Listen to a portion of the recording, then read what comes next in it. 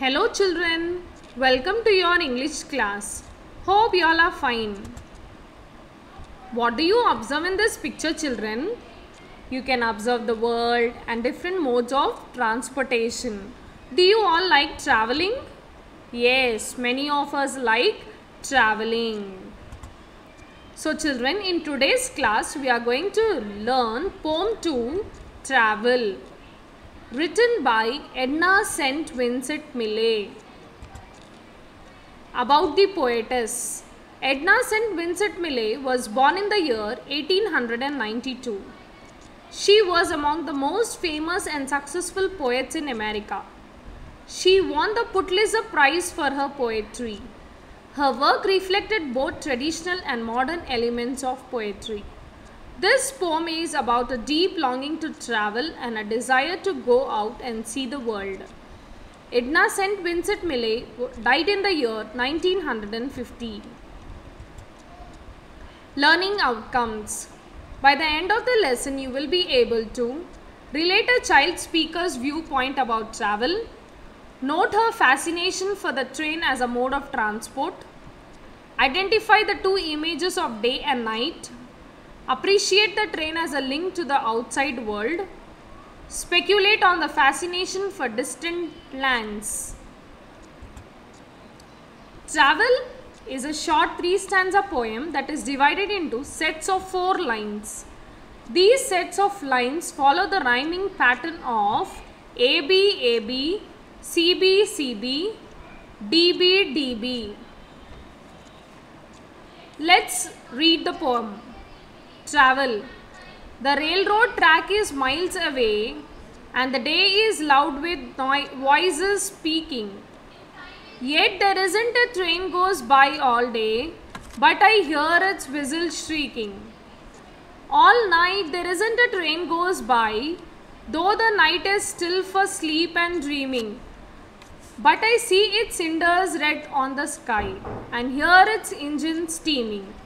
My heart is warm with the friends I make, and better friends I'll not be knowing.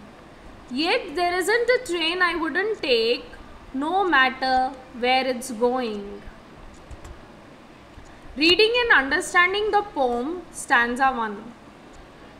The railroad track is miles away, and the day is loud with voices speaking. Yet there isn't a train goes by all day, but I hear its whistle shrieking. Children, what is the meaning of the words, the day is loud with voices speaking? The meaning is, the loud chatter of people fills the day time. The meaning of shrieking is, making a loud, high-pitched cry. Here the poem begins with the speaker describing a part of her everyday life that is not directly before her. The track is miles away from where she lives. The passing trains are unshakable and the presence of the railroad track is a reminder of possibilities that are so close but still out of her reach. It means she could only listen to the noise of the train, but she was not able to see because the track is very far away. The first line describes the fact that the tracks are miles away. They are not something that she sets eyes on every day, but they do come in her thoughts more often. At the present moment, the speaker is in the middle of another noisy day of her life. She is expressing a sense of loud noises wherever she goes. The voices that surround her work in 2 different ways.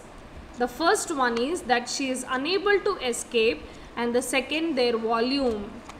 And the fact that she is still able to hear the train as it goes by proves how important they are to her. The final 2 lines of this stanza describes the second fact quite eloquently.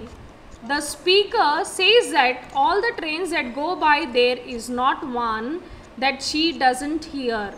It means she hears all the sounds of the trains. She is always able to pick out the whistling, shrieking among the caigos of her everyday life. So one important point of setting to note at this point is there is a railway station near her, but only a track. There is nowhere for a train to stop, even if she could board it. It is always moving past her. Let us see second stanza. All night there isn't a train goes by, though the night is still for sleep and dreaming.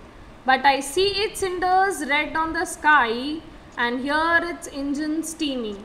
Children, the meaning of cinders is small pieces of partly burned wood or coal.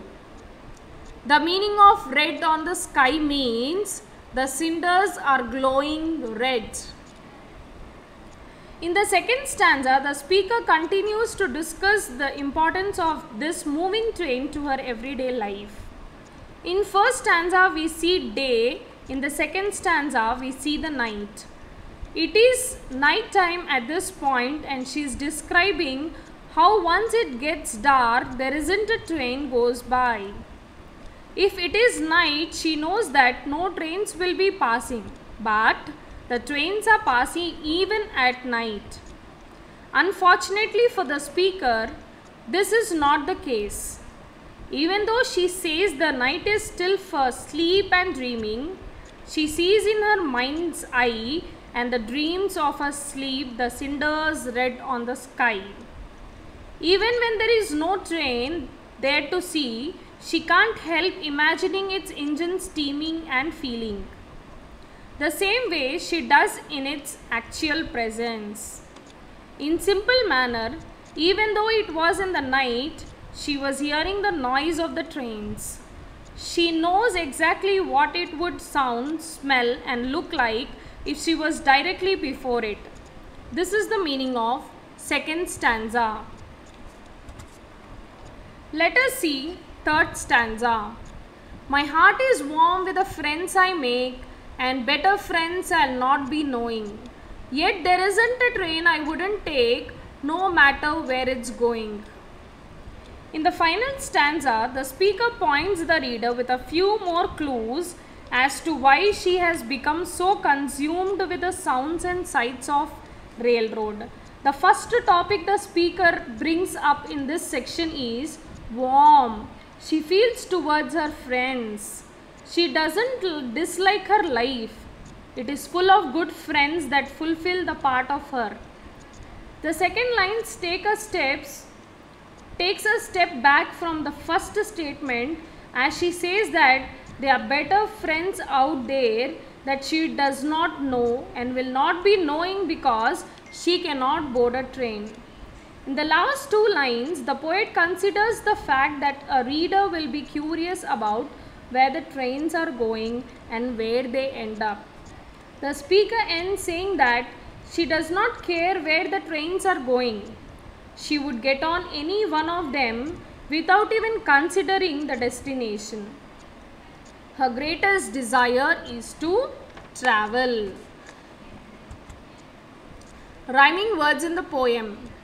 Away, day. Speaking, shrieking. By, sky.